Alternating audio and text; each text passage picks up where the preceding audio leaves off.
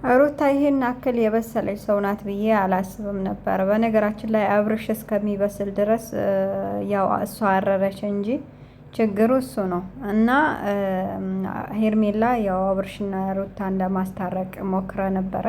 ሙከራው አልተሳካም። ቀጣይ ደግሞ አስቦበት እንደሚመጣ ተስፋ አለኝ። እሱም ደግሞ በሄርሜላና በሩታ መካከል ማን እንደሚወደው ለመለየት ይመስለኛል ፍቅርን ይዟት የመጣው። ይችን ነገር ያዙልኝ።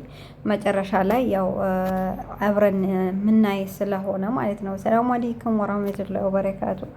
ውድና የተከበራችሁ የተወደዳችሁ ውድ ቻናሌ ቤተሰቦች እንዴት አመሻችሁ? እንዴት ናችሁ? ደህና ናችሁ? የማዳም ቅመሞች አላችሁ? ሙቀቱ እንዴት ይዟችኋል? እኛ ጋር ሁሉ ሰላም ነው አልሐምዱሊላህ። ለቤት አዲስ የሆናችሁ ሰብስክራይብ ማድረጋችሁን አትርሱ። የደወል ምልክቱን ተጫኑት። ላይክ አድርጉ። ቻናሌ እየታየ አይደለም፣ ዋርኒንግ ሰጥቶኝ ቻናሌ ቀዝቅዞብኛል። ዋርኒንጉ የሚነሳው ደግሞ በላይክ ስለሆነ ላይክ አድርጉኝ፣ አይከፈልበትም። ሲቀጥል ያው ዛሬ በሄርሜላ ቤት አብርሽ፣ ሩታ እንዲሁም ሄርሜላ መጥተው ከአሁን በኋላ ከኔ ህይወት ወጥተሃል፣ ግን ወደ ሄርሜላ እንድትመለስ እፈልጋለሁ፣ ለዛ ነው የጠራው የነበረው ስትለው፣ እሱ ደግሞ ያው የትላንትናው ትቢቱ አልተወውም። አሁንም አንቺን መቼም ቢሆን አላምንሽም ብለዋል።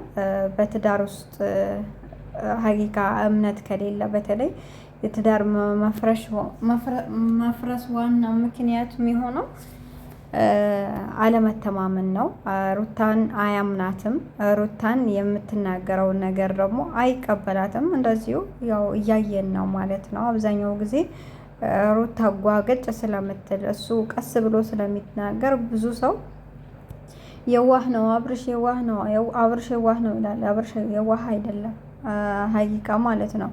እና ሩታ ስለምትናገር ደግሞ ያው ተናጋሪ አድርጎ ሰው ስህተት የምትሰራ ነገር ነው የሚመስለውና አሁን ይዛው የመጣችው ነገር ጭራሽ ትላንትና ከተወካው ህይወት ይልቅ ከኔም ከሷም አልሆንክም እና ወደ እሷ እንድትመለስ እንደ መጀመሪያውም እንድትሆኑ ላስታርቃችሁ ነው የመጣሁት ስትለው፣ በቃ የባሰ አንቺን አላት። አንቺን ጭራሽ አላምነሽም፣ የሆነ ቀመር አዘጋጅተሽ ነው የመጣሽው ነው ያላት። ጭራሽ እንደዛ አይባልም። የልጁ እናት ልጅ ወልዳለት ልጁን እኔ እንጃ ምን ብዬ እንደምናገር አላውቅም። ለልጁ እናት መጀመሪያ ሪስፔክት ቢለያዩ ሀታ ሪስፔክት እንትን ማድረግ አለበት። ያኔ በተረጋጋ ሁኔታ ማናገር። እንደዚህ አይነት ነገር ትክክል ባትሆነ ራሱ ይሄን ነገር ትክክል አላደረግሽም ወይም ደግሞ እንደዛ ይሄን ቀምረሽልኝ ነው የመጣሽው የሆነ ነገር ይዘሽብኝ ነው የመጣሽው ምናምን ከሚላት አይ እኔ ህይወት በቃ የትላንትና ህይወቴ የተረጋጋ ህይወት ስለነበረ ስለማትነዘንዘኝ ስለማጨቀጭቀኝ ወደ ሰው ተመልሻለሁኝ።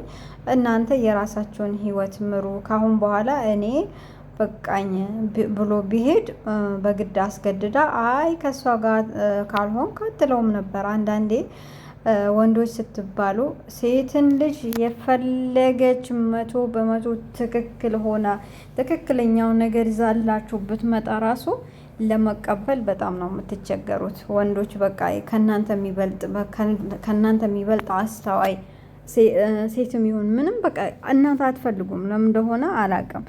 ማመን የሚባለውን ነገር ደረጃ ስንደርስ በጣም ደረቅ ናቸው።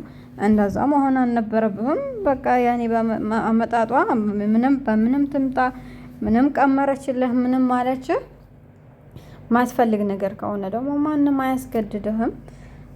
ካሁን በኋላ ደግሞ ሄርሜላ አብዛኛው ኦዲየንሷ በቃ ይቅርብሽ ነው እያሏት ያሉት። አሁን ይሄን ሰውዬ እንትን አትበይ፣ ከዚህ ሰውዬ አትጓተች፣ የራስሽን ህይወት መሪ ነው እያሏት ያሉት። ያው እንደ ሴትነቷ አዎ እንደዛ ይሄን አክል ለሱ መስዋዕት መክፈል አለባት ብዬም አላስብም። ደግሞ ለአንድ ወንድ የቡታጀራ ወንዶች ሱሪ እንትን የታጠቁ አይደሉም እንዴ? ሁሉም መጥቶ እሱ ላይ ነው። እሱ ላይ ነው። ምን ተገኝቶበት ነው?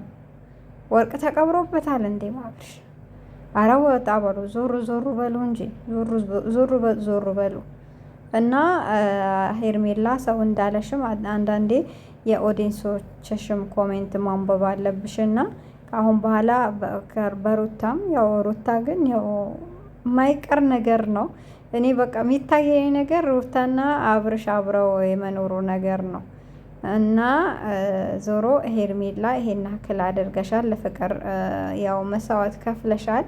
ለማይረዳሽ ሰው ደግሞ ይሄን ያክል ጊዜሽን ማቃጠል አግባብ ነው ብዬ አላስብም። እና የራስሽን ህይወት የራስሽን ብጤሽን እንትን ብለሽ ራስሽን ህይወትሽን ብትመሪ ይሻልሻል ብዬ ነው ማስበው። ሩታም እንደ ሴትነት አስባልሽ ነው ስትጎጂ፣ በቃ እሱን ስታስቢ አይታ ነው ከሱ ለማስታረቅ ቀርባ ስላየችሽ ነው ይሄን ያክል ልታደርግ የቻለችው። ዞሮ ከዚህ በላይ ባትለምኑትም ባትለጣጠፉ ራሳቸውን ብትችሉ ጥሩ ነው። የዛኔ ራሱ ውሳኔውን ይዞ ይመጣል ብዬ አስባለሁኝ። ብዙም ባትለምኑት ጥሩ ነው። አብርሽ ከለመናችሁት የባሰ ይዟችሁ ነው ገደል የሚገባው።